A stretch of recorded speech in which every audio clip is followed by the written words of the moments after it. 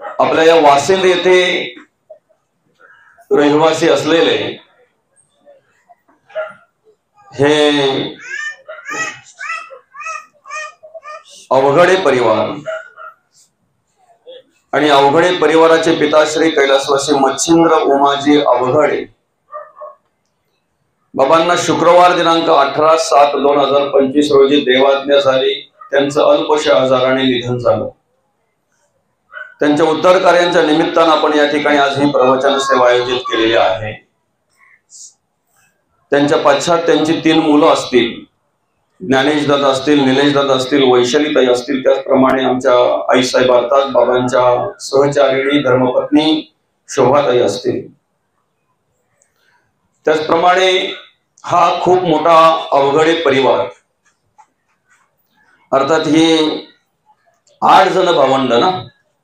बाबा खूप मागे बसले, जरा पुढे बसले असते बरोबर असतं, मोठे ना बाबा। 8 जण भावंड बरं का।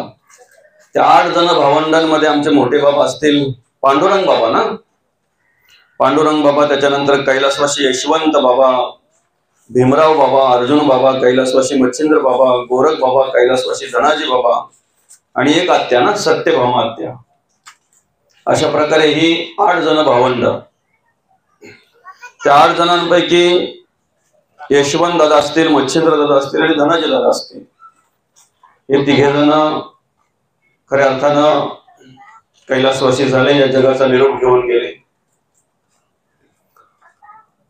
साधारणतः 2011 साली यशवंत बाबा गेले। त्याच्यानंतर कोरोनाच्या काळामध्ये अर्थात 2020 ला धनाजी काका गेले आणि त्याच्यानंतर आता ज्यांच्या उत्तर कार्यांच्या निमित्तानं आपण ही प्रवचन सेवा आयोजित केलेली आहे, मच्छिंद्र उमाजी अवघडे बाबा शुक्रवार दिनांक 18 जुलै 2025 रोजी त्यांना देवाज्ञा झाली। त्यांचं अल्पशा आजाराने निधन झालं। खरं तर या परिवाराविषयी जर सांगायचं झालं तर अतिशय सुस्वभावी असणारा हा परिवार, अतिशय सुस्वभावी बरं का। भावंडांनी कशा प्रकारे राहावं एकत्र आणि व्यवस्थितरित्या, एकमेका भावाची एकमेका बहिणीची कशा प्रकारे काळजी घ्यावी, असं एक आदर्शयुक्त परिवार म्हणजे हा अवघडे परिवार। खरं तर शून्यातून विश्व निर्माण केलं या परिवाराने। थोडक्यात माहिती देताना अशा प्रकारे माहिती मिळाली की या परिवाराचे मोठे बाबा अर्थात या 8 भावंडांपैकी मोठे बाबा या ठिकाणी बसलेले आहेत, पांडुरंग बाबा। मोठ्या भावाचं कर्तव्य काय असतंय ते त्यांच्याकडे बघितल्यानंतर आपल्याला कळतंय बरं का। अगदी परिस्थिती हलाखीची असताना त्यांनी सगळ्या भावंडांना या ठिकाणी आणली। ते स्वतः अतिशय चांगल्या प्रकारे कार्यरत होते, रेल्वेत कामाला होते ना।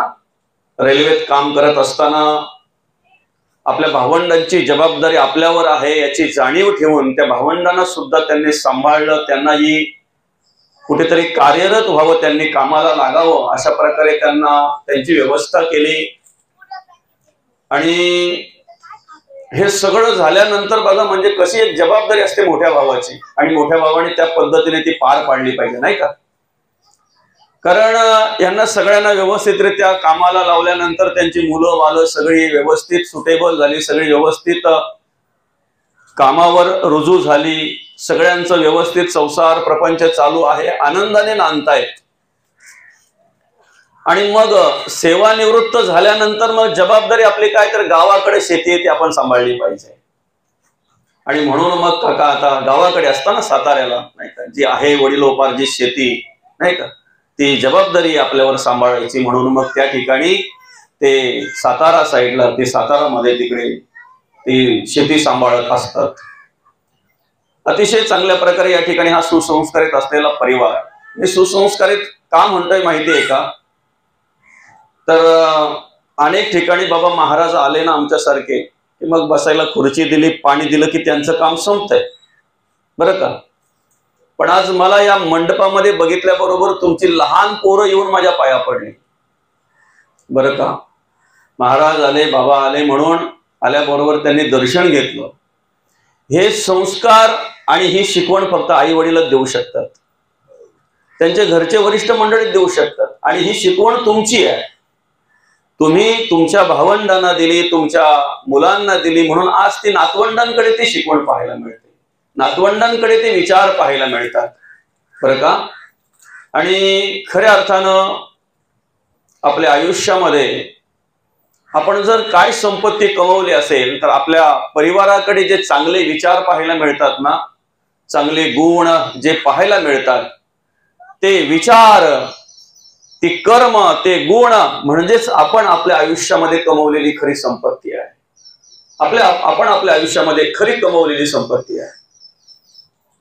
तर अशा प्रकारे या ठिकाणी आमचे पांडुरंग बाबा असतील, यशवंत दादा असतील, भीमराव दादा असतील, अर्जुन दादा असतील, मच्छिंद्र दादा असतील, गोरख दादा असतील, धनाजी दादा असतील आणि सत्यभामा आत्या असेल, अशा प्रकारे हे आठही भावंड एकत्रितरित्या व्यवस्थितरित्या काम करत असताना, कार्य करत असताना, आज जरी राहायला विभक्त असले तरी सुद्धा एक विचाराचे आहेत, हे महत्वाचं आहे. आता एवढ्यातच मला निलेश दादांनी थोडी माहिती दिली की म्हणे आमचे बाबा तर कधीच कोणाशी एकमेकाशी भांडले नाहीत, कधीच नाही. आम्हाला आठवत नाही की कधी त्यांचं भांडण झालंय, काकांचं, बाबांचं किंवा अजून कोणाचं, कधीच नाही. आणि त्यांची मुलं सुद्धा म्हणजे आम्ही सुद्धा आतापर्यंत चुलत भाऊ वगैरे सगळे मिळून कधीही कोणाशी कुठल्याही प्रकारे भांडण टंटा नाही. उलट अर्थी सगळे व्यवस्थितरित्या जिथल्या तिथे कामाला धंद्याला असून सगळ्यांचं व्यवस्थित चालू आहे. आणि एवढं सगळं बघितल्यानंतर मग या वृद्ध माणसांना सुद्धा आनंद वाटत असेल ना. त्यांच्या आयुष्यात दुसरं काय त्यांना पाहायचं आहे, आपली मुलं बाळ सगळी आनंदात राहतात, हेच त्यांच्या आयुष्यातली सगळ्यात मोठी संपत्ती आहे. आलं का लक्षात? अशाच प्रकारे या ठिकाणी ही आठही भावंड गुण्या गोविंदाने राहत असताना बरं का 2011 साली यशवंत बाबा सोडून गेले, अर्थात त्यांचं अल्पशा आजाराने निधन झालं. त्याच्यानंतर कोरोनाच्या काळामध्ये कैलासवासी धनाजी दादा सोडून गेले आणि आता मच्छिंद्र दादा अर्थात ज्यांच्या उत्तर कार्यांच्या निमित्ताने या ठिकाणी आपण ही प्रवचन सेवा आयोजित केलेली आहे, ते मच्छिंद्र दादा आपल्याला सोडून गेले. आणि 8 भावंडांपैकी 3 भाऊ ज्या वेळेला निघून जातात ना, त्यावेळेला राहिलेल्या भावंडांना काय दुःख होत असेल ते त्यांनाच माहिती. ते आपण सांगू शकत नाही, वर्णन करू शकत नाही, बरं का. कारण एकत्र राहिलेली फॅमिली, कधीही कोणाशी भांडले नाहीत, कधीही कोणाशी वाद नाही, विवाद नाही, गुण्या गोविंदाने नांदणारे हे भाऊ, बहीण भाऊ सगळे एकत्र, नाही का. बरे राहायला जरी वेगळे असतील तरी एकमेकाच्या मताशिवाय राहिले नाहीत ना, एकमेकाच्या विचाराशिवाय राहिले नाहीत ना. आणि मग म्हणून या ठिकाणी खऱ्या अर्थानं ज्या वेळेला ह्या 8 भावंडांपैकी 3 भाऊ निघून जातात त्यावेळेला आपण फक्त बोलतोय की ते दुःख सहन करण्यासाठी भगवंत त्यांना सामर्थ्य देव, पण काय दुःख असतंय ना ते त्या भावंडांनाच माहिती असेल. कशा प्रकारे त्यांना तो प्रसंग असतो, त्यांच्यावर काय दुःख असतंय ते त्यांनाच माहिती असो. या उत्तर कार्यांच्या निमित्तानं या ठिकाणी ही प्रवचन सेवा आपण आयोजित केलेली आहे.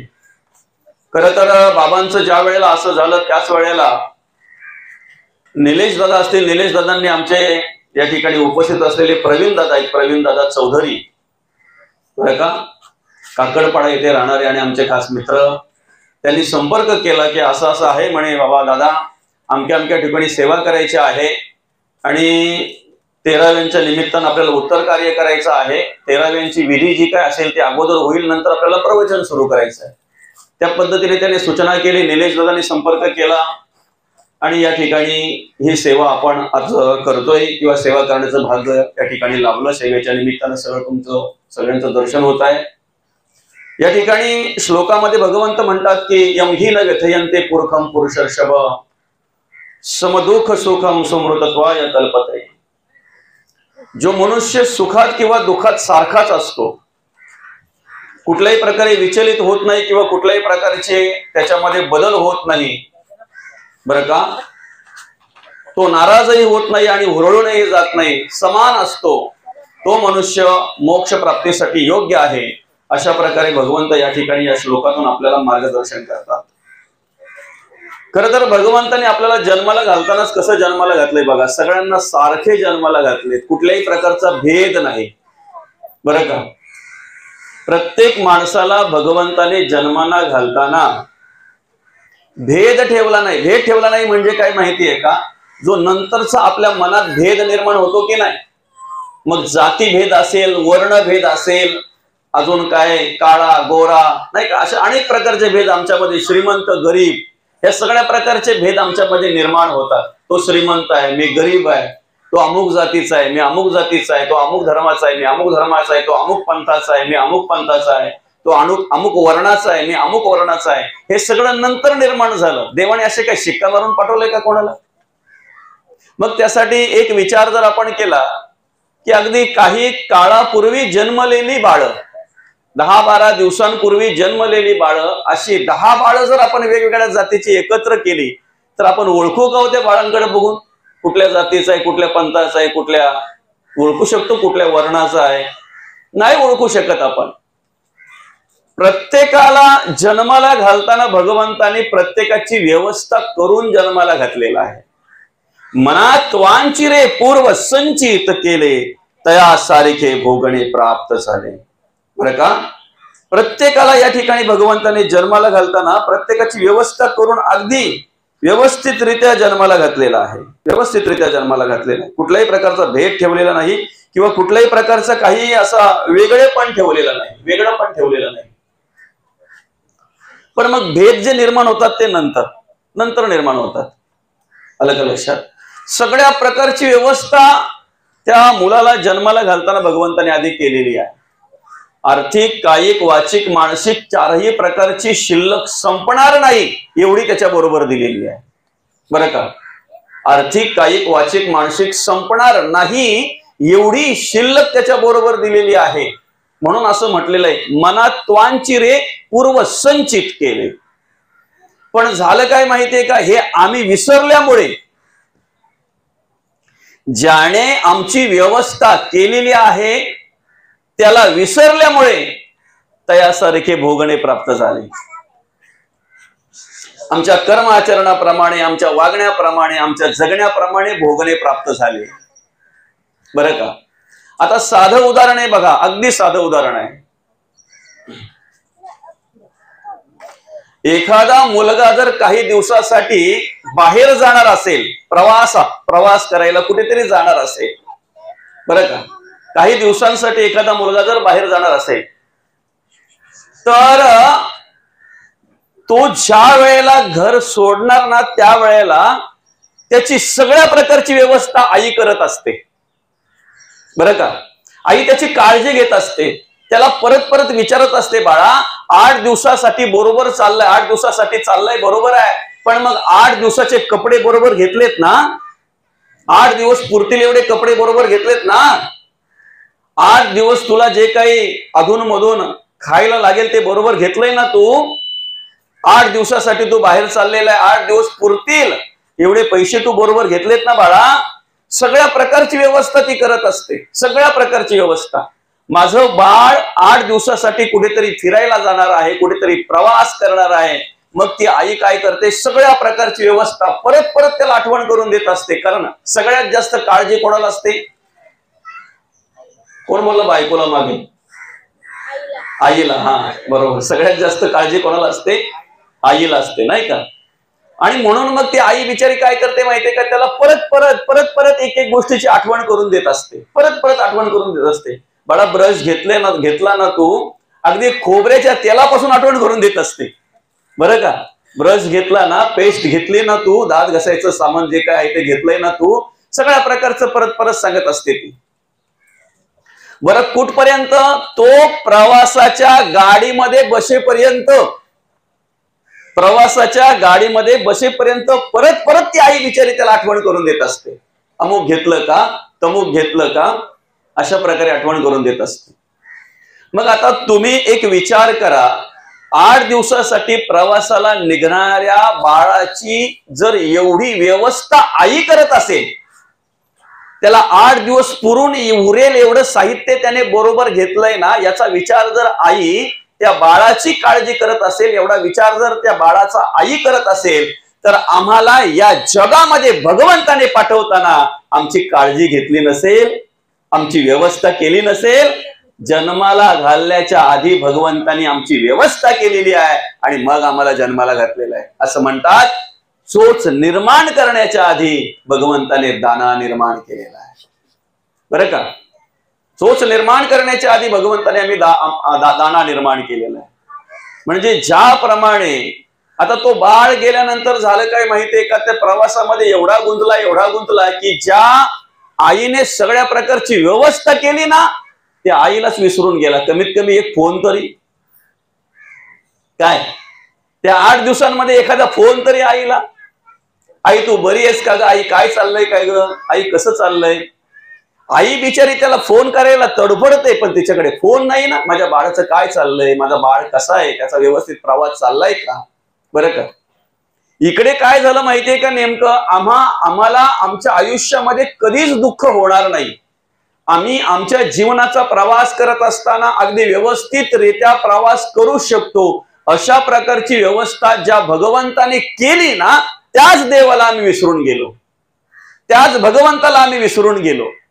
बरं, देवाला विसरलो तर विसरलो. तुमचा विश्वास आहे ना की आपली सगळ्यांची व्यवस्था देवाने केली, नाहीतर नुसतंच बोलायचं म्हणून बोलतोय.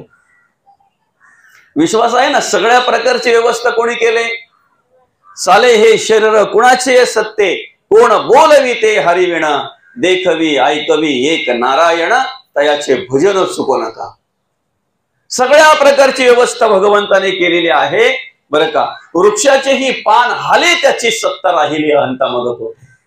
वृक्षाचं पानही त्याच्या सत्तेने हलतंय, त्या देवाच्या सत्तेने हलतंय, राहिली अहंता मग कोठे. आमचं प्रत्येक कार्य त्या देवाच्या सत्तेने चालतंय. आम्ही पाहतोय, ऐकतोय, चालतोय, बोलतोय, हे सगळं काही क्रिया करतोय कुठपर्यंत, जोपर्यंत आमच्या अंतरामध्ये अंतरात्मा आहे तोपर्यंत. तो आत्मा निघून गेल्यानंतर आपल्याकडून काही कार्य घडतंय का. एकदा आत्मा निघून गेला की ते शरीर आपल्या समोर पडलेलं असतंय. बरं का, कधीतरी मेलेल्या माणसाने डोळे उघडून बघितलंय का, बघू तर खरी माझ्या मैतावर कोण कोण आल्यात, बघितलंय तो. आणि अशा अचानक उघडले तर काय होईल बरं, काय होईल, एक कल्पना करा फक्त. बरं का,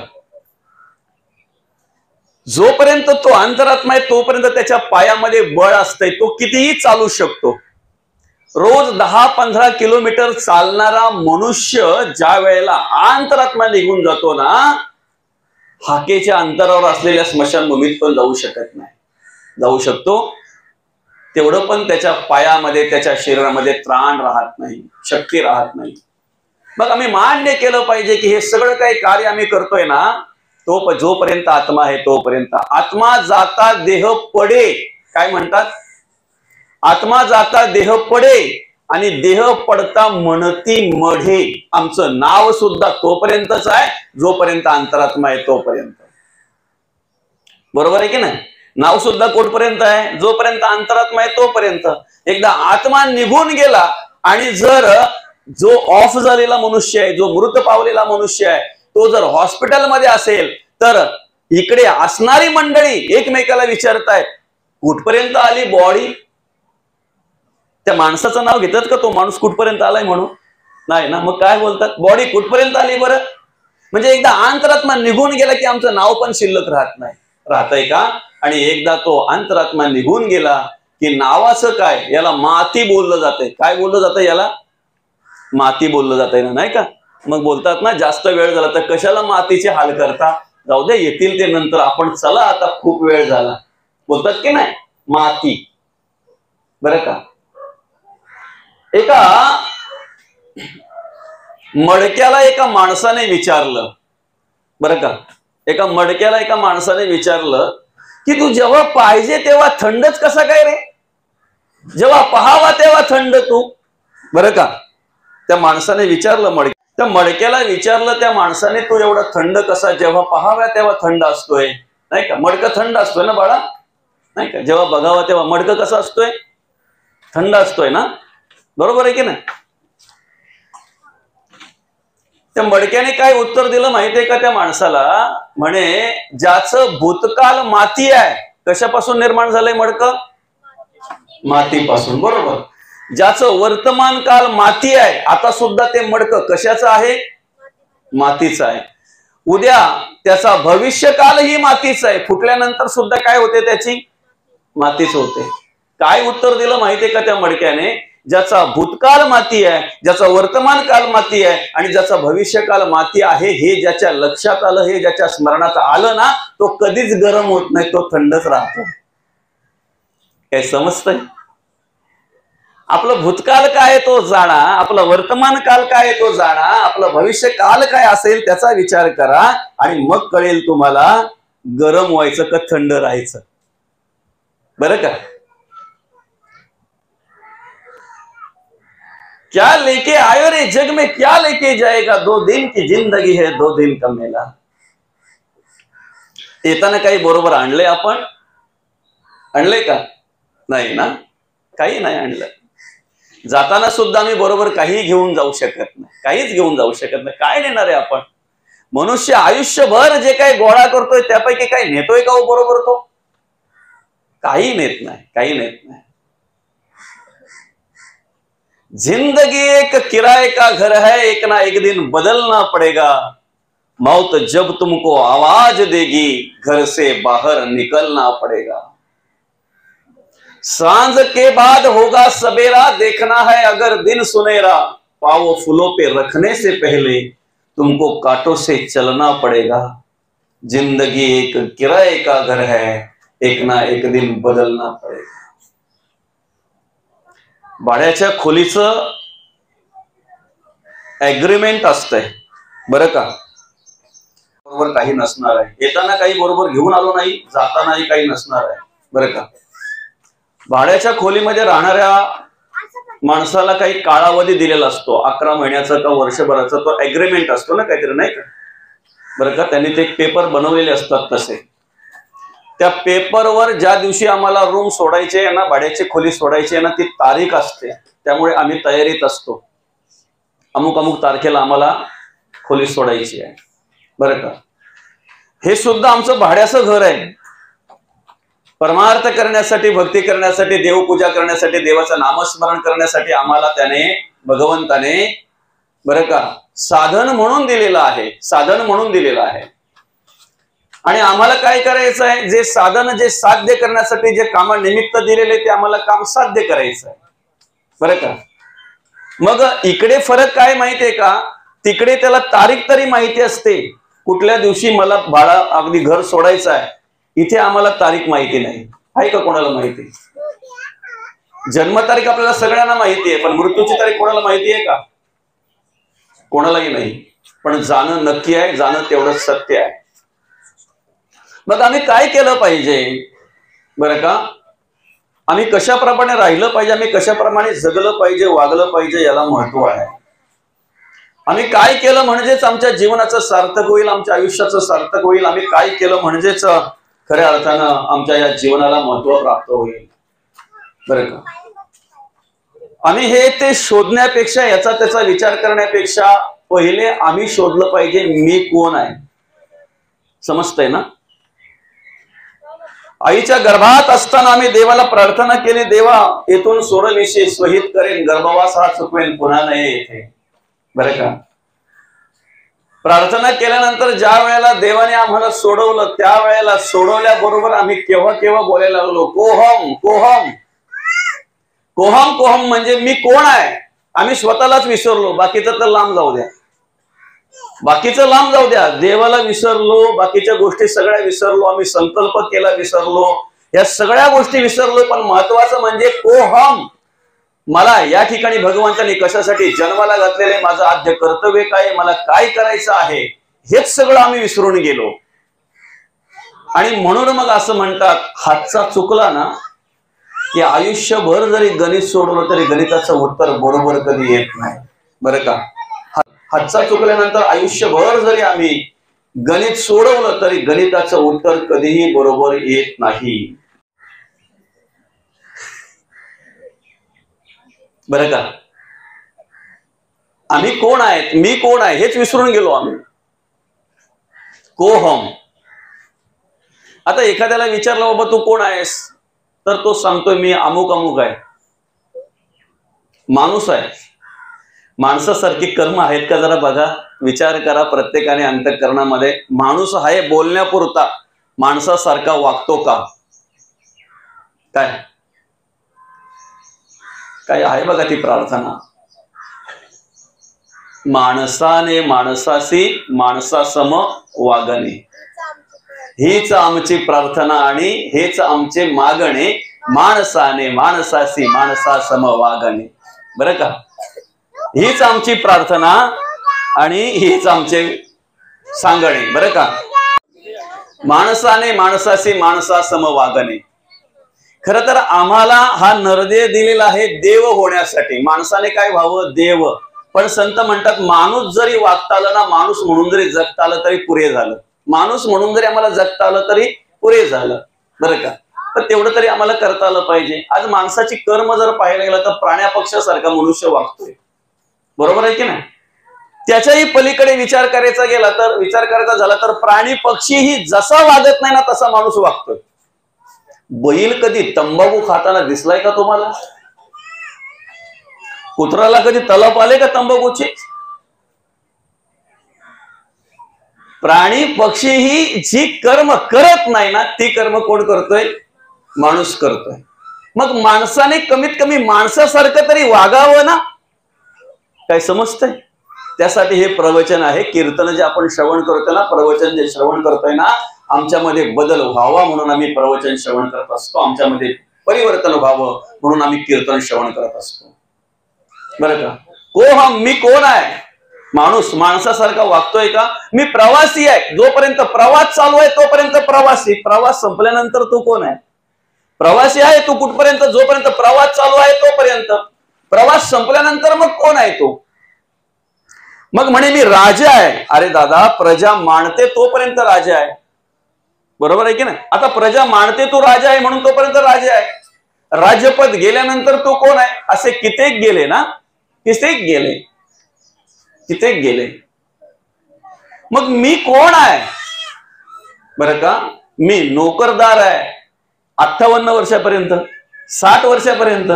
नंतर सेवानिवृत्त झाल्यावर बरं का, मी प्रवासी आहे, मी नोकरदार आहे, मी राजा आहे, मी श्रीमंत आहे. पैसा येतोपर्यंत. एकदा संपला की मग झालं. असे कित्येक झाले ना, नाही का? पूर्वी असलेले बरेच श्रीमंत आता काय आहेत बरं? ते सांगतात पण आमचे आजोबा सावकार होते. बरं का, पण हा काय करतोय आता? म्हणून संत म्हणतात ऐसी ही सृष्टीची चाली संपत्ती दुपारची सावली. वैसा तरी निघून गेली हळूहळू. संपत्ती ही दुपारची सावली आहे. बरं का, आम्ही आमची ओळख करून देताना मी अमक्याचा पती आहे. कुठपर्यंत? मी अमक्याचा मुलगा आहे. कुठपर्यंत? अमक्याचा वडील आहे. कुठपर्यंत? मी अमुक आहे ना, तो तुमच्याकडे अमुक अमुक मोठा अधिकारी आहे, तो त्याचा मामा आहे. कुठपर्यंत? मग त्याची ओळख करून देताना असं सांगितलेलं आहे, दादा, दुपारच्या वेळेला आपल्या बरोबर चालणारी सावली आपल्याला सोडते का? दुपारी आपल्या बरोबर चालते की नाही? संध्याकाळच्या वेळेला आपल्याच डोळ्यांना दिसत नाही अशी परिस्थिती आहे. दुपारच्या बरोबर आम्हाला न सोडणारी सावली संध्याकाळच्या वेळेला जर आमच्या डोळ्याला दिसत नाही, एवढी लांब जर जाते, आमची सावली जर एवढी लांब जाते, तर बाकीची ही मंडळी किती जवळ राहतील आपल्या? जोपर्यंत सगळ्यांच्या मनासारखं होतंय तोपर्यंत एकदा मनाविरुद्ध झालं की बरोबर एक एक एक एक बाजूला होत असतो. म्हणून संत म्हणतात नाही कोणाचे कोणी तुझे नव्हे रे, कोणी अंतीज असेल एकला रे प्राण्या मासे मासे म्हणून. बंधू कुणाची, बहीण कुणाची, कोण कोणाचे सगळे सोय रे. मेल्या पाठी सर्वच लाही राहील, तुटतील धागे दोरे प्राण्या मायेचा बाजार. दो दिवसाची तुझी जवानी नाही पुढे टिकणार रे, वृद्धपण येता जवळी वैद्य काय करणार प्राण्या मायेचा बाजार. म्हणून मी कोण आहे याचा विचार केला पाहिजे. मी ज्ञानी आहे. बघा, राजा झाला, श्रीमंत झाला, नाही का, प्रवासी झाला, माणूस झाला, मी ज्ञानी आहे. जोपर्यंत ज्ञान आहे तोपर्यंत लोक म्हणतात तोपर्यंत. नाहीतर असे कित्येक ज्ञानी आज मतिहीन झालेले आहेत, मतिमंद झालेले आहेत, असे कित्येक ज्ञानी. बरं का, मग म्हणावं तरी काय? मी तरुण आहे. कुठपर्यंत? जोपर्यंत तारुण्य आहे तोपर्यंत. म्हणजे मी कोण याचा विचार केला पाहिजे. खरं तर माऊली म्हणतायत मी कोण याचा करावा विचार म्हणे ज्ञानेश्वर निवृत्तीचा. मी कोण याचा करावा विचार, म्हणे ज्ञानेश्वर निवृत्तीचा. अर्थात आम्ही आमच्या आयुष्यामध्ये हा कोण आहे, तो कोण आहे, देव कोण आहे, देव कुठे आहे, देव कसा आहे, हा विचार सगळा नंतरचा आला. पहिले आम्ही मी कोण हे शोधलं पाहिजे. काही कळतंय का? आम्हाला इतरांच्या घरातलं पहिलं समजतंय काय चाललंय ते, आम्हाला गावाचं सगळं काही समजतंय काय चाललंय ते, पण आमच्याच घरात काय चाललंय ते आम्हाला कळत नाही. हे दुर्दैव आहे. इतरांनी कसं वागावं, इतरांनी कसं जगावं हे आम्हाला कळते, पण आम्हीच कसं वागावं जगावं हे जर आम्हाला कळत नसेल तर ते इतरांचं ज्ञान आमच्या काय कामाचं बरं. म्हणून मी कोण शोधलं पाहिजे. मी कोण आहे, कशासाठी मला जन्माला घातलेलं आहे भगवंताने, मी कुठून आलेलो आहे, कुठे जायचंय, माझं आद्य कर्तव्य काय आहे. बरं मी म्हटलो चला माझं नाव मी सांगितलं, मी दिनेश आहे, माझं नाव दिनेश आहे. ते नाव तरी आपल्या आवडीचं ठेवलंय का बरं. जेव्हा नाव ठेवलं तेव्हा आपली आवडच माहिती नव्हती, होती का. इथे जेवढे पण आहेत तेवढ्यांचं नाव लग्नानंतरचं सोडून बरं का, माय माऊली त्याला काय म्हणतात, भानसावरचं नाव म्हणतात का, काय म्हणतात तुमच्याकडे. लग्नानंतर त्या नवऱ्याच्या नावाला मिळतं जुळतं नाव ठेवतात ना, त्याला काय म्हणतात बरं. आपल्याकडे भानसावरचं नाव म्हणतात ना दादा, भानसावरचं नाव नाही का. राम असेल तर सीता, कृष्ण असेल तर राधा, नाही का, विठ्ठल असेल तर रुक्मिणी, अशा प्रकारे नावं असायची पूर्वीची, सांगतो मी, आताची नाही. बरं आता आमचं जे नाव आहे त्या नावाचा जर आम्ही विचार केला ते तरी आमच्या आवडीचं ठेवलंय का. काही लोक बघा, काही पोरं मोठी झाली ना का मग आई वडिलांना बोलतात, तुम्हाला काय दुसरा नाव भेटलाच नव्हता का, माझं अमुक अमुक नाव ठेवलं तुम्ही, लोक मला चिडवतायत. आता एकाचं नाव ठेवलेला ठणठणपाळ, काय नाव ठेवलेलं आई वडिलांनी, ठणठणपाळ. त्याला ठणठणपाळच म्हणून सगळे बोलायला लागले. आता जे बोलतात तेच तो पण सांगायला लागला, नाव काय, ठणठणपाळ. पण जसा मोठा झाला तसं त्याला वाटायला लागलं ना हे काय नाव आहे. लोक चिडवतात की बोलतात की हाक मारतात तेच काही कळत नाही.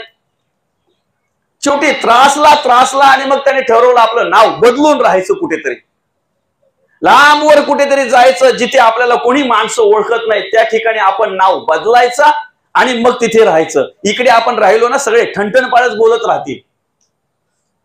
आणि नाव बदलायचं म्हणून त्याने गाव सोडलं, ऐकताय ना. आता गाव सोडल्यानंतर त्याने विचार केला की काय नाव ठेवायचं, ते नाव तर शोधलं पाहिजे. कारण हल्ली नावाप्रमाणे माणसं राहतात का हो, नावाप्रमाणे माणसं राहतात. पूर्वी आम्ही असं ऐकलेलं आहे, कीर्तनातून प्रवचनातून आम्ही असं चरित्र वाचतोय ऐकतोय की नामदेव ज्ञानदेवांना ज्या वेळेला माऊलींना तीर्थाला जायचं होतं, तीर्थक्षेत्री जायचं होतं बरं का, तीर्थयात्रा करायची होती, त्यावेळेला पांडुरंग परमात्म्याकडे सांगितलं नामदेवाला माझ्या बरोबर द्या. ऐकलं असेल आपण, नामदेवाला घेऊन ज्ञानदेव माऊली तीर्थयात्रेला गेले. समजतंय का. ज्ञानदेव माऊली नामदेवाला घेऊन तीर्थयात्रेला गेले. आता आमच्याच गावातले ज्ञानदेव नामदेवाला घेऊन संध्याकाळी कुठे जातात बरं. नावाप्रमाणे काही राहिलंय का. जगद्गुरु तुकोबांनी 4-4.5 अभंगाची गाथा आम्हाला दिली, आम्हाला आत्मबोध दिला आणि त्यांचंच नाव ठेवलेला तुकाराम परत पडतो कुठेतरी, त्याला उचलून आणावं लागतंय संध्याकाळच्या वेळेला. नाव तुकाराम. नाथ महाराजांना शांती ब्रह्म म्हटलेलं आहे. आताचा एकनाथ जर जेलमध्ये जात असेल तर. माझं म्हणण्याचा उद्देश काय माहितीये का, कोणाच्या मनाला लागेल हा उद्देश नाहीये, फक्त एवढंच आहे, नावाप्रमाणे माणूस राहतो का. कमीत कमी नावाची तरी जाणीव माणसाने ठेवली पाहिजे ना, माझं नाव काय आणि मी करतोय काय. बरं असू द्या, त्याला वाटलं ठणठणपाळ म्हणून इथे राहण्यापेक्षा लांबवर कुठेतरी जाऊ, आपलं नाव बदलू आणि आपण काय करूया, तिकडे ज्या लोक आपल्या ओळखत नसतील ती लोक तिथे त्या नावाने ओळखतील, हाक मारतील. मग गाव सोडल्यानंतर त्याने पहिला विचार केला की काय नाव ठेवायचं ते तर शोधलं पाहिजे. गाव सोडल्या बरोबर त्याला एक काकू गोवऱ्या वेचताना दिसली, शेणी वेचताना. गोवऱ्या माहिती आहेत ना आपल्याला, शेणी नाही का. त्या वेचताना दिसली, तिचं ते टोपलं भरलं होतं शेणीचं, आणि तिने हाक मारली, बाळा अरे जरा हा शेणीचा टोपला मला उचल रे दादा, जरा जड झालाय मला. बरं का, उचलत नाही. आता ते उचलायला गेला तो शेणीचा टोपला, पण उचलता उचलता त्याने विचार केला, कमीत कमी या काकूचं नाव काय ते तरी विचारू. काकू नाव काय म्हणे तुमचं? म्हणे माझं नाव की नाही लक्ष्मीबाई. काय म्हणाली काकू? माझं नाव लक्ष्मीबाई. थोडं वाईट वाटलं त्याला. नाव काय? लक्ष्मी. आणि वेचते काय? गोवऱ्या, शेणी. काय समजतंय का?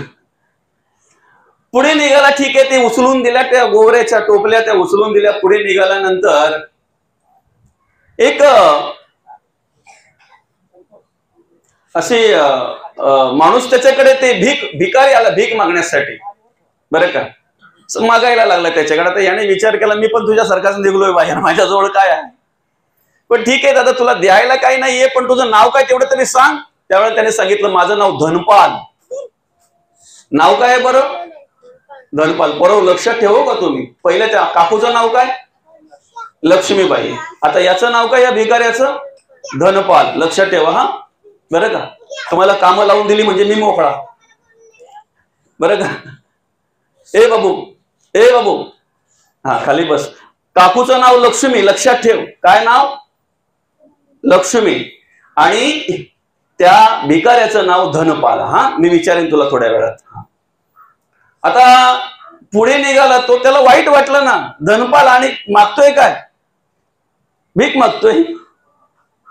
आणि मग पुढे निघाल्यानंतर त्याला एक अशी प्रेतयात्रा, अर्थात अंतिम संस्कारासाठी एका माणसाला, मेलेल्या माणसाला स्मशानाकडे चालवलेलं. एवढी माणसं सगळी चाललेली आहेत. पुढे तो मेलेल्या माणसाला चौघांच्या खांद्यावर चालवलंय. आता राहवत नाही म्हणून मागे असणाऱ्या एका माणसाला त्याने विचारलं, दादा जे मेले त्यांचं नाव काय हो? तेव्हा तो बोलतो, अमरसिंग. काय नाव? अमरसिंग. नाही का. मग त्याने हात सोडले आणि तिथूनच परत आला. तो पुढे गेलाच नाही. काय म्हणाला माहितीये का? लक्ष्मी तो गोवरी चुने, भीक मागे धनपाल, अमरसिंग तो मर गए, भला बिचारा ठणठणपाल आपला आहे त्या भला आहे बोलतो ठणठणपाल. आपल्या गावात जावाना ठणठणपाल म्हणून जरी राहिलो तरी हरकत नाही. अर्थात आमची नावं जी ठेवलेली आहेत ना, ती नावं सुद्धा आमच्या म्हणण्याप्रमाणे आहेत का? नाहीत, कदाचित. मग आम्ही हा विचार केला पाहिजे की मी कोण आहे. बरं का, मी कोण हा करावा विचार म्हणे ज्ञानेश्वर निवृत्तीचा. अर्थात आपण कोण आहोत, तर मग त्यासाठी आम्ही कुठून आलेलो आहोत, आम्हाला कुठे जायचंय, आम्हाला काय करायचंय, मग त्याची ओळख करून देताना बोधले महाराज म्हणतात, आलासी कोठोणी जासी कवण्या रेखाया, घरदार नोहे तुझे अवघी लटकीच माया. सावध होई बापा काळ लागला मापा, प्रपंच गुंतू नको पाय बुडत असे पापा. पाय बुडत असे. जगद्गुरु तुकोबा त्याची ओळख करून देत असताना म्हणतात, आम्ही वैकुंठीचे वासी आलो याचे कारण असे. जगाच्या कल्याण संतांच्या विभूती देह कष्टविती परोपकार. आम्ही देवाचं, देशाचं आणि धर्माचं कार्य करण्यासाठी आलेलो आहोत. आम्हाला संसार करायचंय, प्रपंच करायचंय, आम्हाला आमची मुलं बाळ सांभाळायची आहे, आम्हाला शेतीवाडी करायची आहे. आदर्श शेतकरी म्हणून आम्ही कार्य केलं पाहिजे. पण आदर्श संसारात कार्य करत असताना, संसारिक म्हणून कार्य करत असताना, प्रापंचिक म्हणून कार्य करत असताना आम्हाला ज्या वेळेला आमच्या घरात बापाचा अधिकार असतो ना, त्यावेळेला एक आदर्शयुक्त बाप म्हणूनही राहता आलं पाहिजे. आदर्शयुक्त पिता म्हणूनही कार्य करता आलं पाहिजे. आदर्शयुक्त पती म्हणूनही कार्य करता आलं पाहिजे. आदर्शयुक्त मुलगा म्हणूनही कार्य करता आलं पाहिजे. आणि ज्या दिवशी आम्हाला हे कार्य करता येईल ना, त्या दिवशी आमच्याकडून भक्ती घडेल, परमार्थ घडेल, देवाचं नामचिंतन, देवाचं कार्य घडेल. आम्ही डायरेक्ट देव शोधायला जातो. पहिले आपल्याला शोधा, आपण कोण आहोत ते बघा, आपल्यामध्ये बदल करून घ्या. आपण चांगले जगा, चांगले वागा. ज्याला शोधायला जाताय ना, ते तुम्हीच आहात. अहम ब्रह्मास्मी. आपली सुरुवात कुठून झाली माहितीये का? कोहम, मी कोण आहे, कोहम. बरं का, आता ज्या ठिकाणी बरं का एखाद्यावर वेळ आलेली आहे, एखाद्यावर प्रसंग आलेला आहे, आणि त्याला त्या प्रसंगात तुम्ही मदत करण्यासाठी ज्या वेळेला वेळीच धावून जाता, त्यावेळेला तो माणूस काय बोलतो, अमुक अमुक अशा अशा प्रकारे माझ्यावर प्रसंग आला होता, त्यावेळेला तो माणूस माझ्यासाठी कोणासारखा धावला? देवासारखा धावला. देव म्हणजे वेगळं काही आहे का? असं देवासारखं कार्य करता आलं पाहिजे, देवासारखं राहता आलं पाहिजे, देवासारखं वागता आलं पाहिजे. जगद्गुरु तुकोबांनी हेच कार्य केलं माऊली. ही चालती बोलती जी मंदिर आहेत ना, ती घडवण्याचं काम जगद्गुरु तुकोबांनी केलंय. तुम्हा आम्हाला जाणीव करून देण्याचं काम जगद्गुरु तुकोबांनी केलं. तुमच्या आमच्या मनामध्ये परिवर्तन घडवण्याचं काम जगद्गुरु तुकोबांनी केलं. समाजामध्ये प्रबोधन करण्याचं काम जगद्गुरु तुकोबांनी केलं. समाजसेवेचं काम जगद्गुरु तुकोबांनी केलं. आणि ऐका, जे का रंजले गांजले जसे असतील तसे जे शरण आले ना, त्यांचा उद्धार करण्याचं काम जगद्गुरु तुकोबांनी केलं. ज्ञानदान करताना, तत्वज्ञानाची ओळख करून देत असताना उपदेशक म्हणून ज्यांनी कार्य केलं असेल ते म्हणजे जगद्गुरु तुकोबा. उपदेशक म्हणून ज्यांनी कार्य केलं असेल ते म्हणजे जगद्गुरु तुकोबा.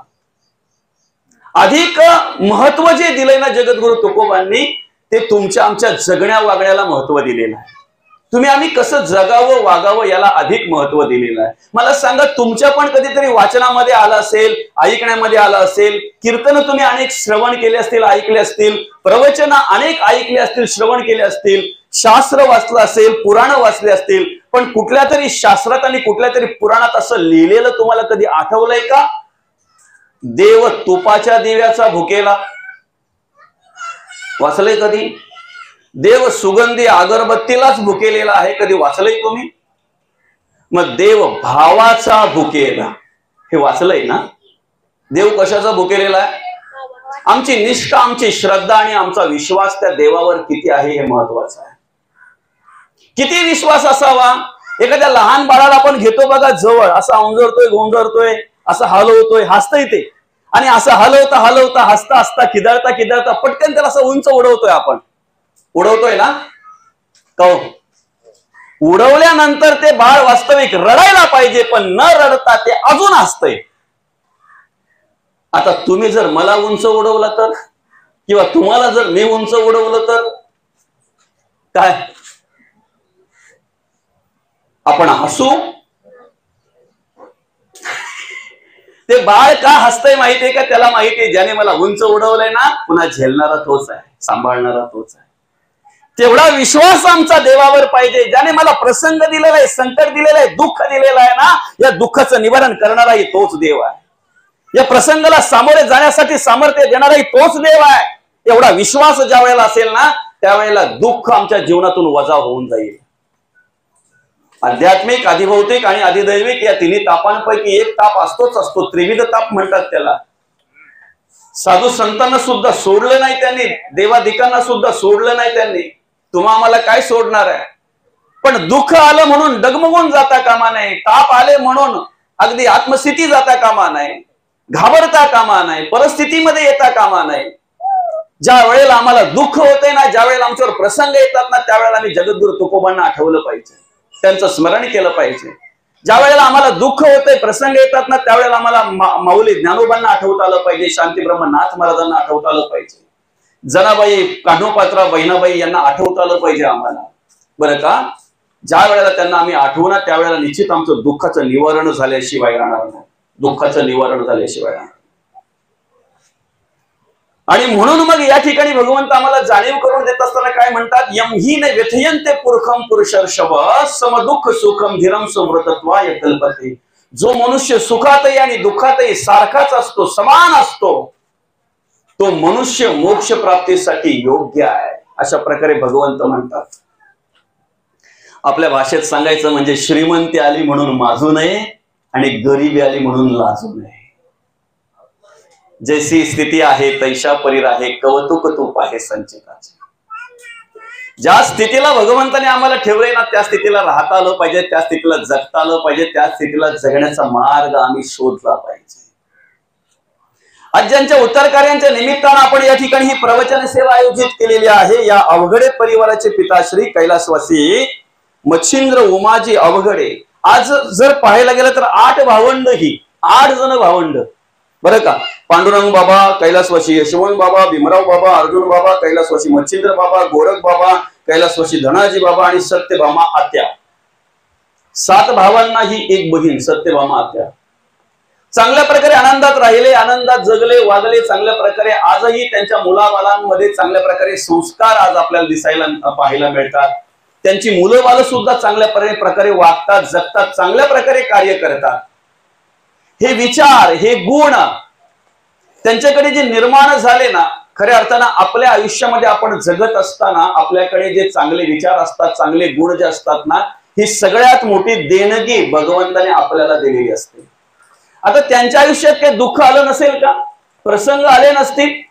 समोर त्यांचे मोठे बंधू या ठिकाणी पांडुरंग बाबा बसलेले आहेत. अनेक प्रसंग आले असतील, अनेक दुःख आलं असेल, पण त्या सगळ्या दुःखांना सामोरे जाऊन त्यांनी जीवनाचा मार्ग शोधला.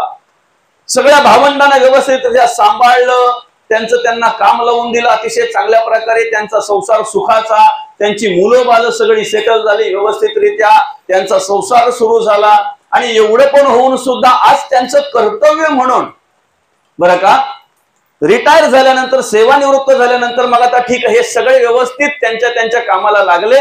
त्यांचं जीवन आनंदात जगतायत, प्रत्येकाचा संसार सुखाने चाललेला आहे. मग मोठ्या भावाचं काम काय, गावाला जाऊन शेती करणं, शेती सांभाळणं, आणि त्याप्रमाणे ते कार्य करतात. महत्वाचा विषय असा आहे की कुठल्याही प्रकारचं दुःख धरून बसले नाहीत, मार्ग शोधला.